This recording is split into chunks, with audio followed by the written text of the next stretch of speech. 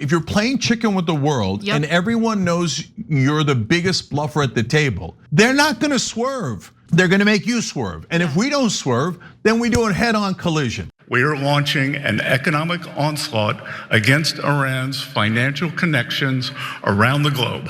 Well, I don't think there's any questions that the president's running out of options here. Our objective is to sever every economic lifeline that sustains this tyrannical regime until Tehran stands alone. We're probably in for a continuing, prolonged war in Iran. Not probably. The war is now officially indefinite. It is switched to economic chaos instead. All that is clear, guys. What might not be clear to you, as we're going to explain in this story, is they have figured out how they're going to do a new level of sanctions after having sanctioned Iran for 50+ years. And that new level is disastrous. And the person who confessed that it was potentially disastrous is our Treasury Secretary Scott Bessent. So we're gonna tell you what they're planning and why it might lead to economic collapse and much higher interest rates for you on your credit cards, your mortgages, and everything else that affects you. So buckle up and brace for impact on this disaster. Anna has a story. Now, the real question is whether or not the Trump administration is actually gonna go through with this. But if you're wondering what this is, let me give you the details. Because over the weekend, the Treasury Secretary wrote an op-ed for the Financial Times announcing this new suite of sanctions against Iran, and more importantly, countries that continue conducting trade or any type of business with Iran. So Bessent wrote in the piece that at dawn begins an economic D-Day, the single greatest financial offensive ever marshaled against an adversary. So sanctions, but honestly, what's different here? The regime's final refuge now lies in the self-deception of fearful nations that still believe accommodating aggression can secure a durable peace. Now, missing from that equation is China, which I don't think is motivated by fear. China is motivated by the need of energy, the need for oil. They actually use Iranian oil to make up 80 to 90% of their oil imports, so that's something to keep in mind. Now, as I give you more details, ask yourselves whether or not the United States, with its depleted arsenal of weaponry, is willing to engage in a potential war against China. So hold on that. So in other words, Bessent is now threatening countries that do trade with Iran. And he does continue in his piece with the following. Let's take a look at the next graphic, where he says that the alternative for those who tether themselves to Tehran is the foreclosure of any path to lasting prosperity. Any nation that serves as a financial artery of a withering regime should expect to share in its isolation. To become a sanctuary for terror is to become, in the eyes of the United States, a global pariah. Those who fear the danger of defying Tehran ought not to discount the cost of testing Washington. Now, Bessent went on to share more details in a press conference this morning. Let's take a quick look. We are launching an economic onslaught against Iran's financial connections around the globe. Our objective is to sever every economic lifeline that sustains this tyrannical regime until Tehran stands alone. Today, we are launching Operation Economic Outcast to foreclose every other option available to the Iranian regime. Treasury has mapped every node, every facilitator, and every network that Iran has used to smuggle oil and evade sanctions. Beginning today, the actions of Treasury and other agencies will tighten the noose and block every potential source of revenue that funds the IRGC and the evil Iranian regime. We are enforcing a zero leakage approach. There will be no minimal breathing space for the regime to rebuild its capacity to inflict terror against America and the world. Now, it's unclear whether the Treasury Secretary had just finished a jog, considering the fact that he sounded out of breath throughout this press conference. But nonetheless, he then went on to talk a little bit about how he intends to weaponize the US dollar, which comes without consequence for the United States. And we'll get into that in just a minute. Take a look. Let me be clear. Any entity that facilitates money laundering on behalf of Iran will be removed from the US dollar system. Okay, so when I say that this would actually lead to consequences for the United States, I'm not the only one saying it. In fact, during the same press conference, Scott Bessent said the same. Final video, let's take a look at that. You described this as an economic D-Day, but D-Day wasn't a threat of an invasion, and the US didn't give a timeline to Germany. So why not impose the sanctions today? Well, we are giving everyone the opportunity to remedy bad behavior. Why would I want to blow up the global financial system? We believe that it is important to level set and give people a cure period, but they should know that that will move very quickly and that we are serious. So Cenk, he says, we're not doing it today because it's gonna blow up the global financial system, and we wanna give these countries a chance to do what we're hoping they're gonna do, which is listen to our demands. But honestly, there's no reason to believe that China is going to cave to US pressure, especially with President Xi Jinping set to visit Trump in the fall here in the United States. And Trump doesn't wanna blow up that meeting. Yeah. So guys, this Treasury Secretary just told you their plan is to blow up the global financial system. He literally just said it. He said, we don't wanna blow it up today. That's why we're setting a deadline for later. And so if other countries do not comply with our absurd demands and deeply counterproductive demands, I'm gonna come back to that in a second. If they do not follow up with our demands, Scott Bessent just told you, we are going to blow up the global financial system. That is a stunning admission. Look, maybe it'll take 24 hours, it probably will, because the people on cable news are not like, they don't really understand what's happening in news at all, right? They're not very well educated. They don't much know about the economy or foreign policy. So their producers have to get them to learn all this stuff or at least write it down in their scripts. So I don't think they're understanding the panic that should be happening right now. You know, Noble Mobile is one of our top sponsors. We love those guys. They save you a ton of money.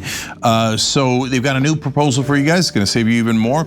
So you know you can't pay more than $50 ever. You know you get money back for if you don't use your data. So it's already an incredible deal. TYT.com/switch. Now they're saying your first month's gonna be only $10.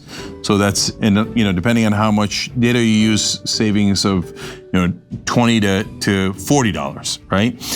You could download the app to track your brain rot index. That's how much you can save each month using your phone less and spending more time doing things that actually make you happy.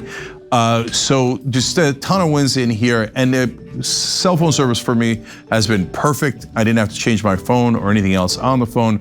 So please don't waste money. So if you're paying over $50, definitely. I think if you're paying over $30, switch now and you get the first month for $10. So TYT.com/switch, TYT.com/switch. So how would we blow up the global financial system? Because what I was curious about, and I did a video yesterday, a long video about why this whole economic war could lead to catastrophe. I left one thing out because I didn't know what they meant by extra sanctions. We've already done 8,000 different sanctions on Iran. We've done every kind of sanction we could imagine. So I was like, what do they have up their sleeve that I can't even think of? And it turns out they did have something I couldn't think of. Taking other countries off the dollar system. Are you insane? It is insane. That's not gonna, look, that'll hurt them, but it'll hurt us a lot more.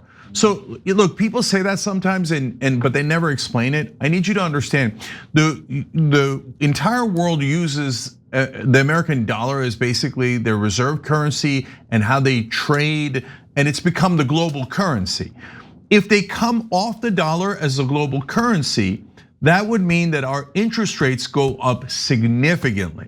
So number one, that $40 trillion in debt, we'll pay a much higher interest rate. We already pay over $1 trillion a year in interest, and that will go up substantially for our debt and our deficit and all the money that we have to pay. But on top of that, interest rates in the private system will also go up substantially. So your mortgage will go up, your car payments, your credit card payments.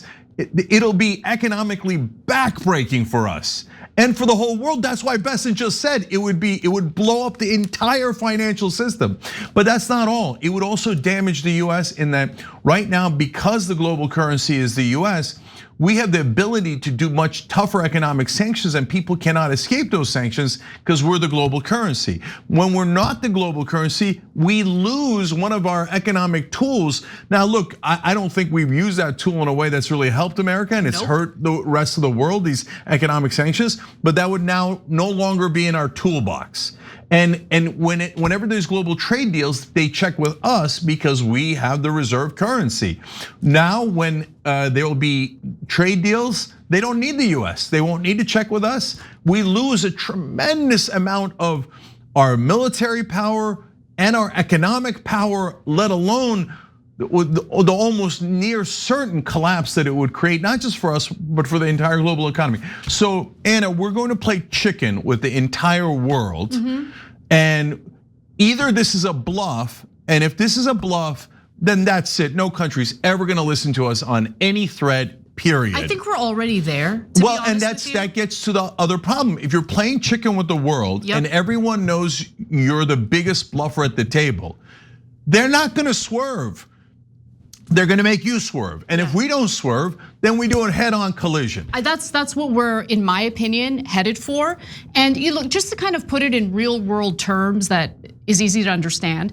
So when we do trade with China, for instance, right? We do it through US dollars, right? Because it is the reserve currency.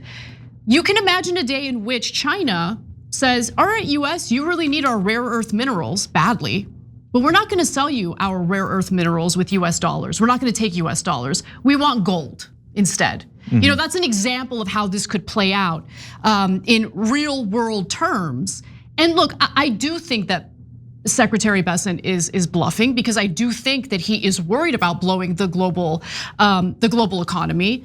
And I know that he values the fact that we have the reserve currency, but the fact that we've been weaponizing the US dollar by doing these sanctions, and this isn't the first time, obviously we have a long history of doing this, that has also led to countries finding loopholes or workarounds, right? So for instance, the SWIFT system, which is used to like process the money in international trade. Well, the countries that we've sanctioned have found a workaround and have created a completely different system other than SWIFT in order to process that money, which I think is really fascinating stuff.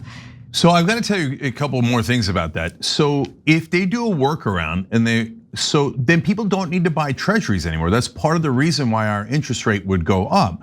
If people don't need to buy treasuries anymore, we're hurt, dog. Don't ask us if we're all right in a million different ways. Then we're in the open market for treasuries, and the rate could go soaring because they don't need to buy it anymore. And what happens when BRICS finds a system that goes around us, whether it's gold currency, or maybe they go, you know what? Who's the second largest economy in the world? China is. Why don't we use the Chinese currency? What is BRICS? It's Brazil, Russia, India, China, South Africa. By the way, tons of other countries too. Egypt, Saudi Arabia, United Arab Emirates, Iran. So these are some of the largest economies in the world. Combined together, they're larger than us. So if they go, oh, you want us to get off the dollar? No problem. Well, and Iran's part of that group. So, so they're basically saying kick Iran out of BRICS. Otherwise, you won't be able to use the dollar anymore. And BRICS could easily say, don't threaten us with a good time. You want our currencies or our system to be the global reserve currency? That gives us so much more power than you. And so this is a game of chicken we should not be playing. This is a bluff we should have never made. And you know, the other person who agrees with me is obviously Scott Bessent, because that was a slip up. He should not have said this will blow up the global financial system if we follow through on the threat, but he couldn't help himself. So that means there's only two possible places where this dumbass idea came from. One is Trump. He's like, oh, why don't we just do it? And I'm positive that Bessent was like, no, it'll blow up the whole system, right? Or honestly, more likely, as you're gonna see a little bit later in the story, the Israelis. Because the Israelis think, who cares if we blow you guys up? You're just our chattel anyway. They'd be happy to see it. Yeah. Let's keep it 100, they'd be happy to see it. So here, I'll just give that to you right now. So it's the last graphic. Prime Minister of Israel immediately puts out a tweet, Benjamin Netanyahu saying, congratulations, President Trump and Secretary Bessent, on the latest sanctions against the Iranian regime. You justly exact a steep price from that cruel dictatorship and from those who assist its continued aggression. In other words, good job, little servant boys. Good job, little doggies. We told you go endanger your economy and the entire global economy because we want more war. And we demand that Iran be destroyed on behalf of Israel. We have zero interest in this. And now we're gonna blow up the entire economy because Israel would like to be the only regional superpower, as one of their pundits admitted on Fox News just the other day. In fact, during the press conference featuring the Treasury Secretary, he also said to Iran's military, put down your arms and overthrow the regime. Yeah, like, what are we doing? What are we doing? We should not even be at war with Iran. Iran didn't harm us. They didn't have the capacity to harm us. Their weapons can't reach the United States. Because of this war, our military bases in Gulf countries have been completely destroyed. Our Gulf allies have been harmed without the United States having the capability to defend them. This has been a complete and utter disaster for the United States. And for what? In what way would we even benefit from this war if we were able to successfully carry out what the Israelis demanded of us, which was regime change in Iran? Well, I mean, it's just absolute lunacy. And it goes to show you how much of a liability our alliance with Israel really is. We should never have been in war with Iran in the first place, but here we are. Yeah, and so as long as we're allies with Israel, they don't care about us at all. They're a different country. They care about their own interests. Right. And like I said, one of their pundits on Mark Levin's show was like, we're now going to be a regional and global superpower. Like they're bragging about it. And she earlier in the segment, she said, and you know what, your gas prices are gonna be higher, but that's a price I'm willing to pay. Yeah, if you're an Israeli, us paying higher gas prices and higher interest rate and higher this and higher that is a price you're willing to pay, right? Because you're not paying it, we're paying it. And she's a TV plastic surgeon, okay? So she's totally fine to absorb higher gas prices for her precious Israel. But we, the United States, are supposed to be a sovereign country, not a slave to a tiny, irrelevant foreign country in the Middle East. Okay, look, last warning I'll give, and this one is not for us.